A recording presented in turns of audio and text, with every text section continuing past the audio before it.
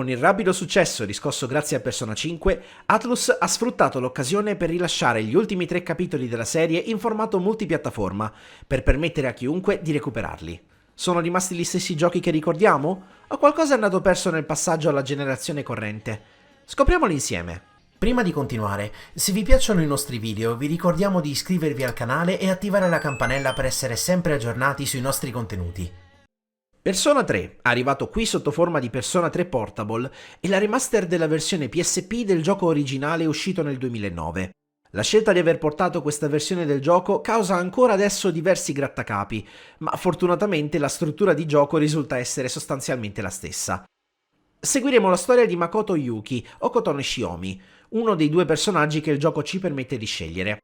Oltre all'opportunità di scegliere il sesso del protagonista e il suo nome, molte vicende si svilupperanno in maniera diversa a seconda di chi sceglieremo. Il protagonista maschile è consigliabile nel caso in cui stessimo giocando a Persona 3 per la prima volta, mentre la protagonista femminile è consigliabile a chi ha già vissuto Persona 3 nella sua interezza. Indipendentemente dalla scelta, Persona 3 Portable segue la storia di questo protagonista che si è appena trasferito in una nuova città, proprio come nei giochi successivi. Durante il suo trasloco la città viene congelata e tutte le persone vengono racchiuse in delle bare. Questa è l'ora buia, momento speciale della giornata chiamato anche la 25esima ora. In quest'ora particolare, che scatta dopo la mezzanotte, le cose cambiano non poco. Oltre alle suddette bare, il mondo viene invaso da ombre e la scuola che frequentano i personaggi cambia completamente forma, diventando una torre di 264 piani chiamata Tartaro. Attraversando questo ambiente piuttosto bizzarro, il protagonista si ritroverà ben presto al sicuro nel dormitorio della sua scuola, Iwatodai, in cui un ragazzino lo accoglie con un contratto da firmare. Da questo momento in poi le cose si muovono piuttosto velocemente e il protagonista viene introdotto a diversi personaggi appartenenti a un comitato studentesco che di notte combatte le ombre, chiamato SEAS, o Squadra Esecutiva Extracurriculare Specializzata. È da questa introduzione di circa un'oretta che il gioco inizia ad aprirsi, permettendo al giocatore di imparare gradualmente il loop di gameplay, a ritmo lento ma costante. Persona 3 è stato il primo gioco a introdurre il sistema giorno-notte. Di giorno si vive normalmente la vita da studente, sviluppando affinità sociali per potenziare i propri persona e le proprie abilità come sapere o fascino. Di notte, invece, si combattono le ombre, prevalentemente esplorando Tartaro.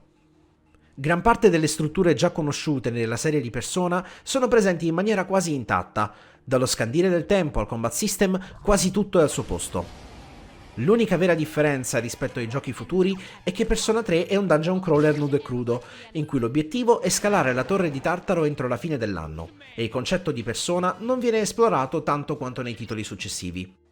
È proprio questa formula piuttosto ripetitiva che rendeva Persona 3 Portable un titolo perfetto per la PSP, ed è ancora oggi sorprendente quanto la sua struttura sia divertente e dinamica.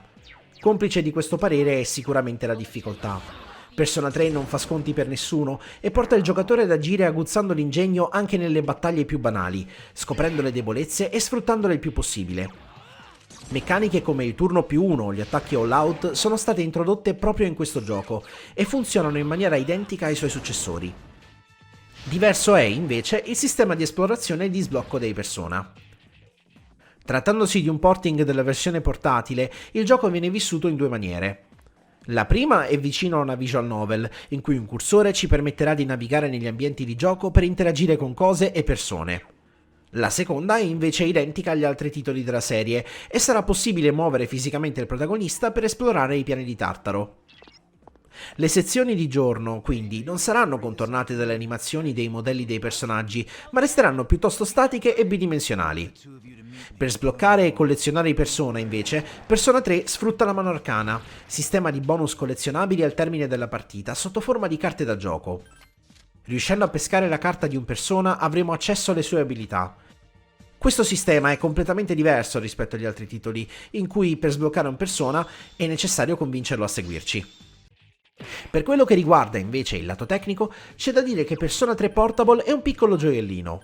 Il gioco è rimasto sostanzialmente lo stesso di 14 anni fa e gli unici nei che abbiamo potuto constatare riguardano prevalentemente il comparto audio. Essendo stati registrati nei primi del 2000, molti suoni risultano essere piuttosto sporchi o disturbati, soprattutto durante alcune cutscene specifiche, in cui i personaggi in 3D interagiscono su schermo con registrazioni audio poco chiare. Non è rimasto tutto intatto, specie su questo livello. Dal punto di vista grafico invece si nota un upscaling a 1080p e 60 fps anche su old gen e Nintendo Switch, mentre Xbox Series X raggiunge i 120 fps. Importante da menzionare è l'utilizzo di un'intelligenza artificiale per upscalare anche le sprite di gioco e le texture, che risultano essere tendenzialmente accettabili a livello di chiarezza. Ultimo plauso va fatto alla traduzione italiana. Finalmente Persona 3 è arrivato anche nella lingua nostrana, e a parte qualche inciampo che fa storcere il naso, come ad esempio la scelta di definire persona al femminile piuttosto che al maschile, o l'italianizzazione del nome Tartarus in Tartaro, il lavoro effettuato è stato davvero di ottima fattura. Persona 3 è tornato ad essere un titolo recuperabile senza spendere un bancale. È importantissimo che sia alla portata di tutti, specie se si conta il suo impatto puramente narrativo, ancora oggi a nostro parere del tutto inedito e degno di essere ricordato. Persona 3 gioca molto con la psiche e l'esistenzialismo, portando il giocatore a riflettere sulla vita e l'inevitabilità del futuro, di ciò che ci aspetta nel bene e nel male. È un gioco scomodo, che cerca di radicare nel giocatore emozioni piuttosto intense e preziose, e non va assolutamente ignorato, soprattutto se siete fan dei JRPG o volete avvicinarvi alla serie di Persona. Non fatevi ingannare dal porting, è una delle storie migliori del brand.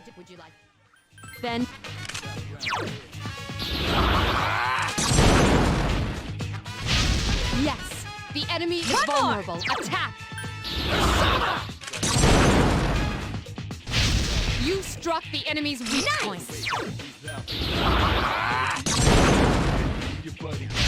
You attacked the enemy's weak point. Here's our chance.